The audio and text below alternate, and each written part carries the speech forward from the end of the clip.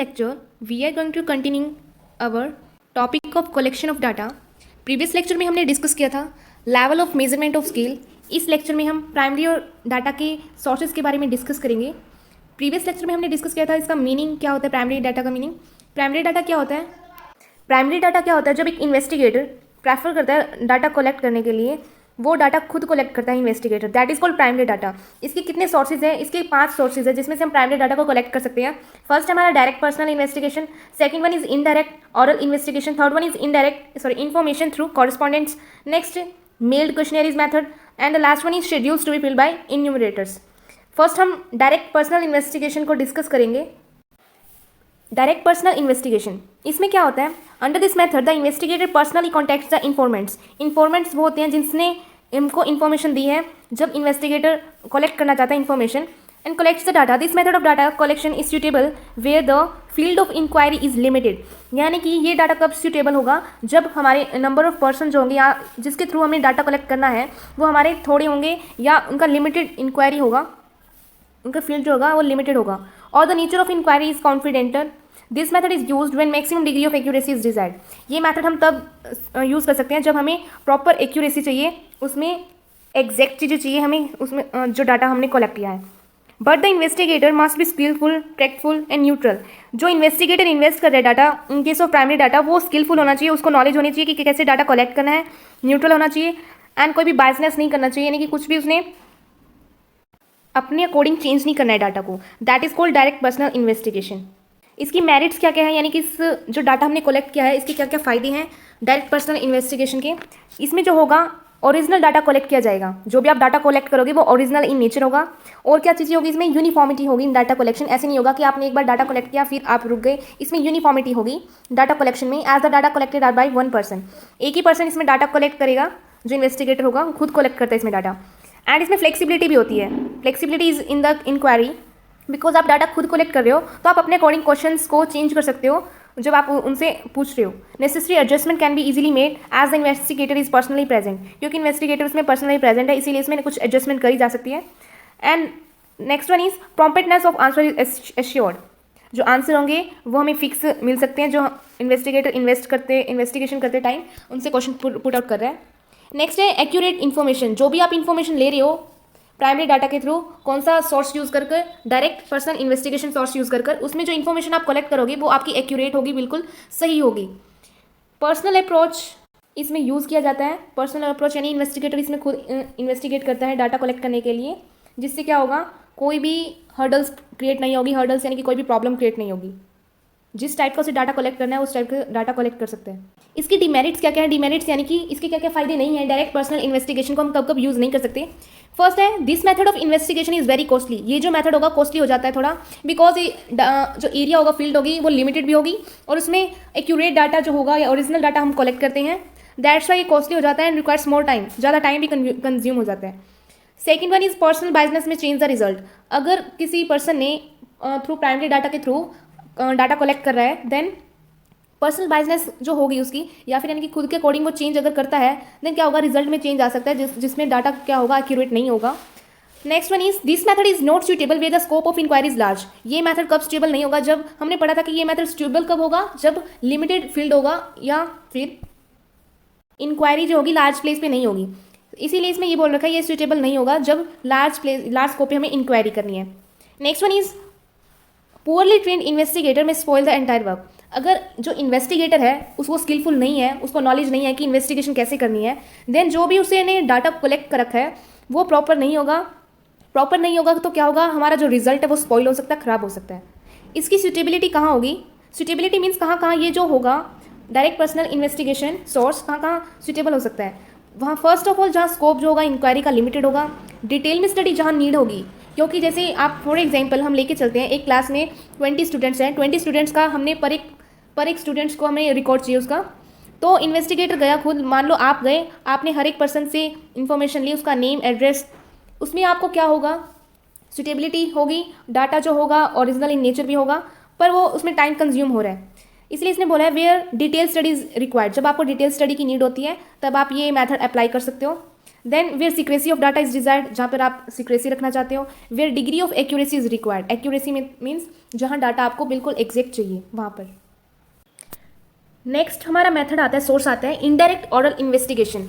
इस मेथड में क्या होता है, जब इन्फॉर्मेंट जो होगा जिससे हमने इन्फॉर्मेशन लेनी है पर्सनली, वो पर्सन जब इन्फॉर्मेशन नहीं देना चाहता, देन क्या करेंगे, हम इनडायरेक्ट ऑरल इन्वेस्टिगेशन का यूज़ करेंगे. यानी कि किसी और पर्सन के थ्रू हम उस पर्सन से रिलेटेड इन्फॉर्मेशन ले सकते हैं, और जो हमें इन्फॉर्मेशन दे रहा है वो हमारा इन्फॉर्मेंट्स होगा, यानी कि विटनेस होगा, गवाह होगा, बिकॉज उसे पता है उस पर्सन के बारे में. फॉर एग्जाम्पल हम एक क्लास में गई, हमने पर्सन ए के लिए इन्फॉर्मेशन चाहिए, बट पर्सन ए जो है इंटरेस्टेड नहीं है बताने के लिए, देन हम क्या करेंगे, उसके फ्रेंड से कॉन्टैक्ट करेंगे. जो उसका फ्रेंड होगा वो इन्फॉर्मेंट्स कहलाएगा, यानी कि विटनेसेस होगा जो उसके बारे में बताएगा. This method of investigation is normally use by inquiry committees and commission.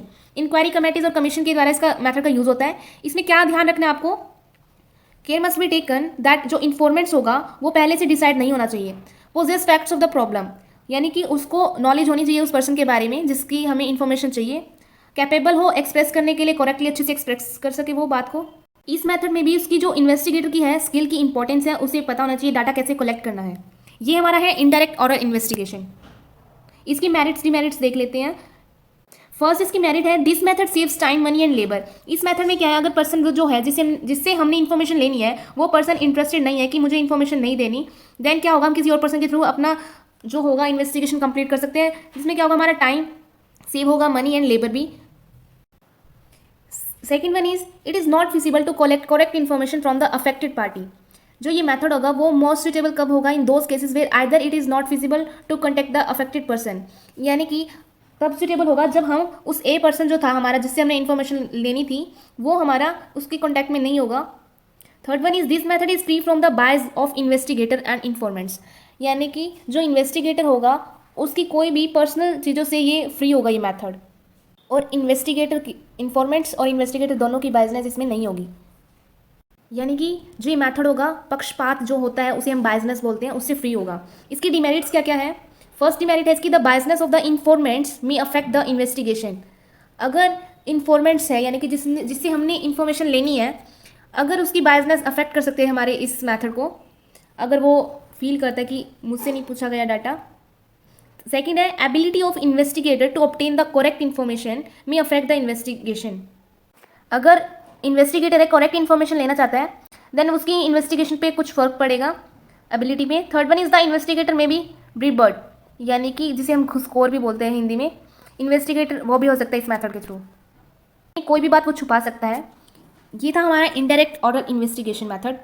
और ये मेथड सुटेबल कहाँ होगा, जहाँ स्कोप जो होगा इन्वेस्टिगेशन का वाइड होगा, या फिर कंसर्न पर्सन जो है is not willing to provide correct information, यानी जिससे हमें इन्फॉर्मेशन लेनी है वो करेक्ट इन्फॉर्मेशन प्रोवाइड करने के लिए विलिंग नहीं है, इच्छुक नहीं है, तब ये जो है मेथड जो है सुटेबल होगा. नेक्स्ट आता है हमारा information through correspondents.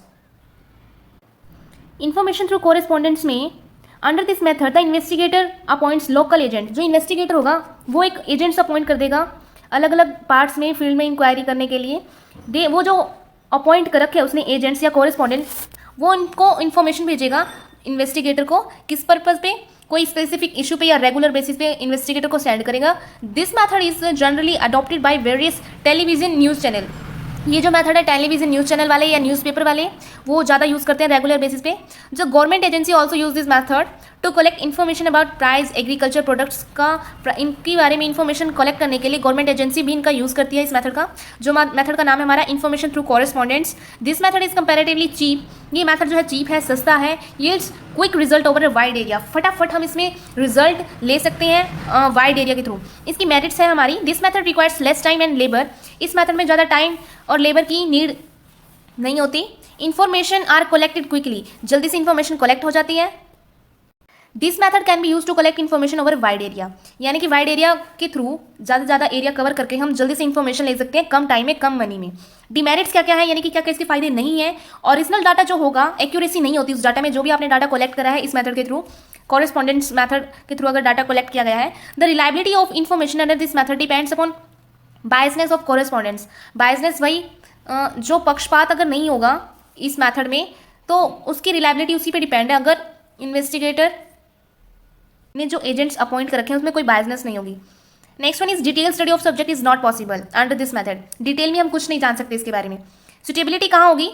This method is can be fruitfully, अच्छे से, यानी कि कब इस मेथड का यूज कर सकते हैं? कलेक्ट करने के लिए इन्फॉर्मेशन को on regular basis over a wide area. Next हमारा मेथड है मेल्ड क्वेश्चनरीज मेथड। इस मेथड में क्या होता है? क्वेश्चंस जो होते हैं वो लिख लिए जाते हैं बाय द इन्वेस्टिगेटर, वो प्रिपेयर कर लिए जाते हैं। जितने भी क्वेश्चन उन्होंने आस्क करने हैं by the investigator containing questions on the problem under investigation में जितने भी क्वेश्चन उन्होंने पुट आउट करने हैं वो सभी क्वेश्चन प्रिपेयर कर लिए जाते हैं। जो इन्वेस्टिगेटर करता है ये काम इन्वेस्टिगेटर करता है। These questionnaires are mail to various informants. ये जो क्वेश्चन उन्होंने प्रिपेयर करे थे उनको मेल करे जाते हैं किनको? इन्फॉर्मेंट्स को। बहुत सारे इन्फॉर्मेंट्स होते हैं। इन्फॉर्मेंट्स यानी कि जो इन क्वेश्चन का आंसर प्रोवाइड करवाएंगे, जिनको रिक्वेस्ट करी जाती है कि उनको रिटर्न कर दें, वो मेल के थ्रू आंसर देके इन क्वेश्चन का।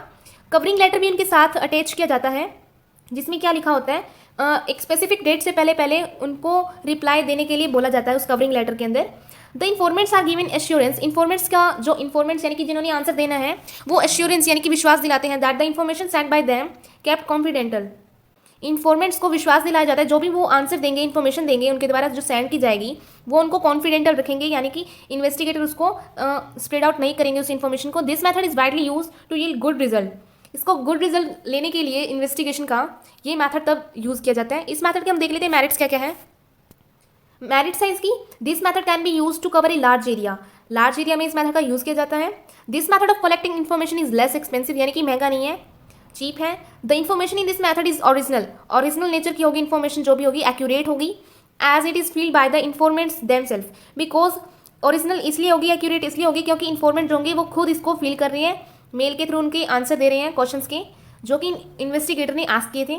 The last one merit is this method can be successfully employed where the informants are literate. Literate यानी कि जहाँ इन्फॉर्मेंट जो है आंसर देने वाले हैं वो पढ़े लिखे हों, बिकॉज तभी वो मेल कर सकते हैं आंसर्स को। ये मेथड तब ज़्यादा सक्सेसफुली सुटेबल रहेगा। डिमेरिट्स क्या क्या है? एक तो डिमेरिट्स यहीं से निकल आती हैं, अगर पर्सन लिटरेट नहीं है, इलिटरेट है, देन ये मेथड एप्लीकेबल नहीं हो सकता। बाकी इसमें हम देखते हैं डिमेरिट्स क्या क्या होगी। फर्स्ट है हमारी mail questionnaires method can not be employed where the informants are illiterate. इसमें फर्स्ट पॉइंट यही रहता है कि इलिटरेट अगर होंगे तो इस मेथड का हम ज़्यादा यूज़ नहीं कर सकते। दिस मेथड लैक्स फ्लेक्सिबिलिटी नहीं होती इसमें, as the investigator can not ask any supplementary questions to remove this doubt. जो इन्वेस्टिगेटर होगा, क्योंकि उसमें सिर्फ वो एक प्रॉपर क्वेश्चन ही पूछ सकते हैं, उसमें सप्लीमेंट्री क्वेश्चन वो नहीं पूछ सकता अपने डाउट को क्लियर करने के लिए, छोटे मोटे अदर क्वेश्चन जो उसने आस्क करनी है। Third one is normally informants either do not take interest in replying the questionnaires और मेल इनकम्प्लीट क्वेश्चनरीज। जो इन्फॉर्मेंट्स होंगे वो इंटरेस्टेड नहीं होते रिप्लाई देने के लिए, आंसर देने के लिए, किनका? जब क्वेश्चनरीज इनकम्प्लीट होते हैं तब, या फिर वो क्वेश्चंस लॉन्ग होते हैं। This method will yield misleading result if the informants are biased in replying the questionnaires.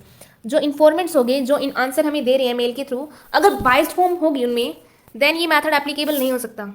यानी अगर वो पक्षपात करेंगे आंसर देते वक्त, तब ये मेथड सही नहीं रहेगा, सुटेबल नहीं होगा। हमारा लास्ट मेथड है fifth method, schedules to be filled by the enumerators.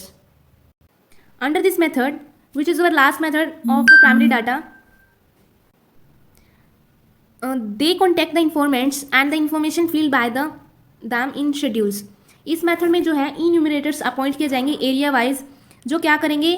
They contact the informants, वो इन्फॉर्मेंट्स के कॉन्टैक्ट करेंगे जिससे हमें इन्फॉर्मेशन लेनी है, and the information is filled bye them, यानी कि इन्यूमिनेटर जो अपॉइंट किए गए हैं वो इन्फॉर्मेशन को फिल करेंगे जो कि उनको इन्फॉर्मेंट्स के थ्रू मिली है, अपने शेड्यूल्स में फिल करेंगे।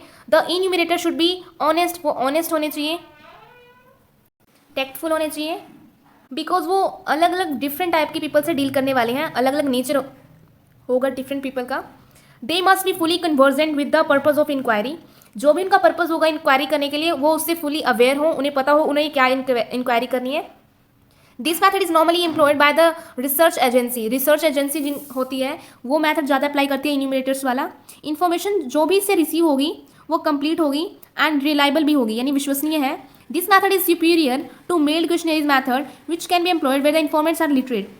ये जो मैथड होगा, इस मैथड में जो इन्फॉर्मेंट्स होंगे वो लिटरेट या इलिटरेट दोनों हो सकते हैं, जिससे हमें इन्फॉर्मेशन लेनी है। इन्फॉर्मेंट जो है दोनों हो सकते हैं, लिटरेट भी इलिटरेट भी।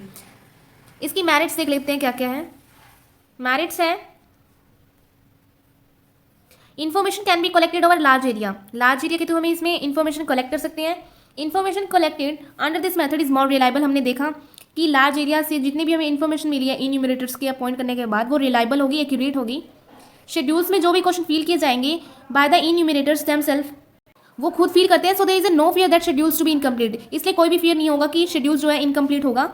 This technique is less expensive, expensive भी कम है, और ये जो मेथड है सेंसस पर्पज के लिए भी सारी कंट्री में यूज़ की जाती है वर्ल्ड में।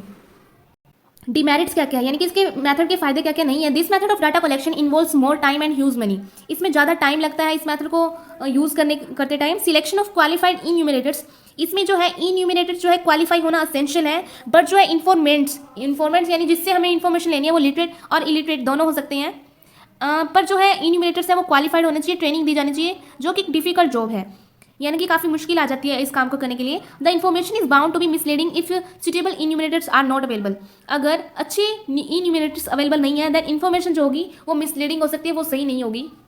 ये हमने देखे सोर्सेज ऑफ प्राइमरी डाटा, जिसमें हमने डिस्कस किया था डायरेक्ट पर्सनल इन्वेस्टिगेशन, जिसमें इन्वेस्टिगेटर खुद इन्वेस्टिगेट करता है। इनडायरेक्ट ओरल इन्वेस्टिगेशन, जब हम किसी और के थ्रू इन्फॉर्मेशन लेते हैं जिसकी हमने जो पर्सन इन्फॉर्मेशन देने के लिए विलिंग नहीं है। थर्ड हमने रीड किया इन्फॉर्मेशन थ्रू कॉरेस्पॉन्डेंट्स, इसमें हम कॉरेस्पॉन्डेंट्स को या लोकल एजेंट्स को अपॉइंट करते हैं जो कि हमें इन्फॉर्मेशन प्रोवाइड करवाते हैं टाइम टू टाइम या रेगुलर बेसिस पे, लाइक इन न्यूज़पेपर वगैरह या गवर्नमेंट एजेंसी इनको यूज़ करती हैं। फिर हमने देखा मेल क्वेश्चनरीज मेथड, जिसमें क्वेश्चन सारे प्रिपेयर कर लिए जाते हैं, फिर मेल कर दिए जाते हैं जिससे हमें ये आंसर चाहिए हैं, इन्फॉर्मेंट्स को ये मेल कर दिए जाते हैं, मेल करने के बाद इन्फॉर्मेंट्स इनका आंसर देते हैं। फिफ्थ जो था schedules to be filled by enumerator, जो कि अभी हमने डिस्कस किया, इन्यूमरेटर अपॉइंट करने के बाद वो हमें इन्फॉर्मेंट से इन्फॉर्मेशन लेके इन्फॉर्मेशन प्रोवाइड करवाते हैं, जो डाटा हमें चाहिए है वो।